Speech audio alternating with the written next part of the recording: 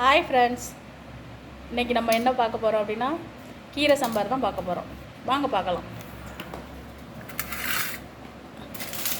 இதுக்கு தேவையானது முக்கியமானது பருப்புங்க. ஒரு கப்பு பருப்பு, பச்சை மிளகா 4 பச்சை மிளகா, ஒரு தக்காளி, பெருங்காயம், மஞ்சத்தூள், மல்லித்தூள், மிளகாத்தூள், 2 வெங்காயம்.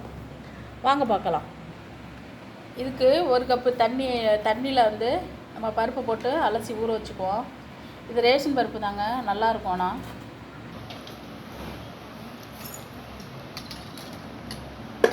பருப்பை போட்டுக்கலாம். பருப்பு அலசி கொஞ்ச நேரம் ஊற வச்சுக்கிட்டேன்.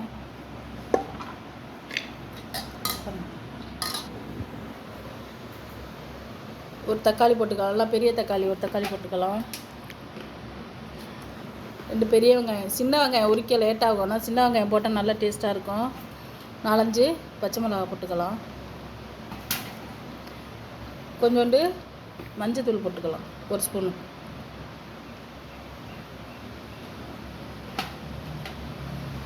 பெருங்காயத்தூள் போட்டுக்கலாம் கொஞ்சம். இப்போ தண்ணி விட்டுக்கலாம்.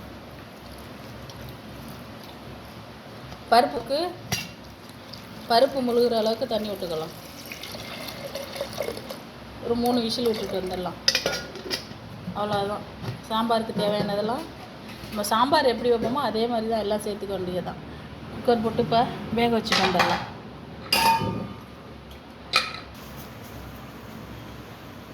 கிச்சனுக்கு போகிறதுக்கு முன்னாடி நம்ம குரல் திருக்குறள் வான் சிறப்பு. வானின்றி உலகம் வழங்கி வருதலால் தான் அமிழ்தம் என்றுனார் பற்று.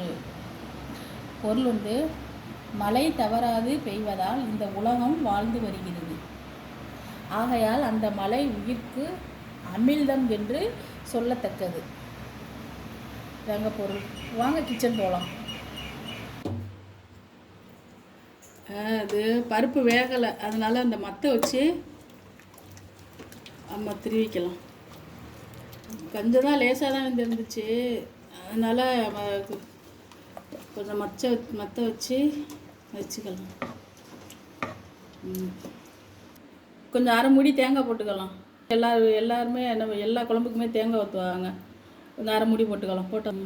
இப்போ ஏற்கனவே மிளகா போட்டிருக்கோம், அதனால் அரை ஸ்பூன் மல்லித்தூள், மஞ்சத்தூள் போட்டுச்சு, மிளகாத்தூள் போட்டுக்கலாம்.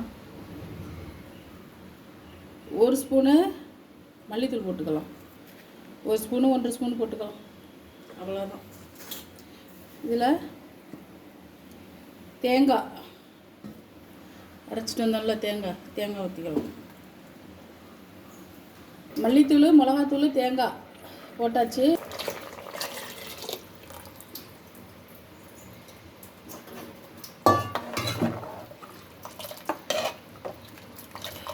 தேவைப்பட்டால் புளி ஊற்றிக்கலாம், இல்லாட்டி வேண்டியதில்லை. நாங்கள் புளி ஊற்றுறதில்ல, தக்காளி போடுறதுனால. கொஞ்சம் உப்பு சேர்த்துக்கலாம். தேவையான அளவு உப்பு சேர்த்துக்கலாம். இதில் போடக்கூடாது. குழம்பு கொதிச்சதுக்கப்புறம் கீரை அள்ளி வச்சு அப்படியே மூடி அந்த தன்மை மாறாமல் அப்படியே இறக்க போகிறோம். இப்போ குழம்பு கொதிக்கட்டும். இதை மண் சட்டியில் மாற்றிட்டோம். வேக வச்சு எடுத்துக்கிட்டு மண் சட்டியில் மாற்றிட்டோம். மண் சட்டியில் கீரை குழம்பு வச்சு சாப்பிட்டா நல்லாயிருக்கும். அதனால் மண் சட்டியில் மாற்றிட்டோம். இப்போ இதுக்கு தாளிப்பு கொடுத்துக்கலாம். தாளிப்பு போட்டுட்டு அதுக்கப்புறம் நம்ம கீரை அள்ளி வச்சுக்கலாம். எண்ணெய் ஊற்றிக்கலாம். கடுகு போட்டுக்கலாம்.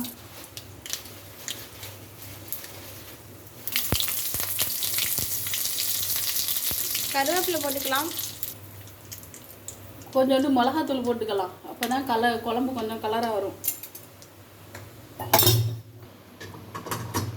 இப்போ தாளிப்பு.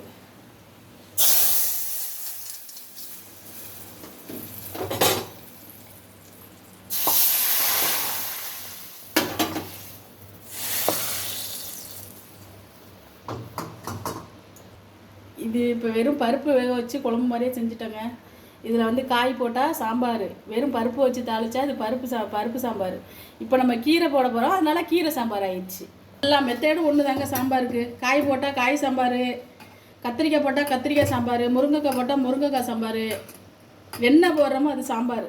இப்போ இதில் நம்ம கீரை நம்ம கீரை போட போகிறோம். இதை அலசி வச்சுருக்கோம். இதில் தூசியெல்லாம் இருக்கும், அதனால நம்ம அலசி இருக்கோம். இதை அப்படியே போட்டு ஒரு கொதி வர்றதுக்கு முன்னாடி அப்படி இந்த பாருங்க,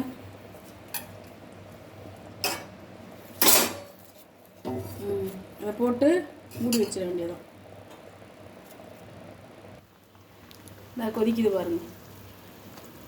ரொம்ப கொதிக்க விடக்கூடாது. இந்த ஒரு கொதி வந்துருச்சா, இது அவ்வளோதான். அதோட தன்மை மாறாமல் நம்ம அப்படியே வச்சுக்க வேண்டியது. கொதிக்க விடக்கூடாது, இன்னும் வேகாது. அவ்வளோதாங்க, கீரை சாம்பார் வச்சாச்சு.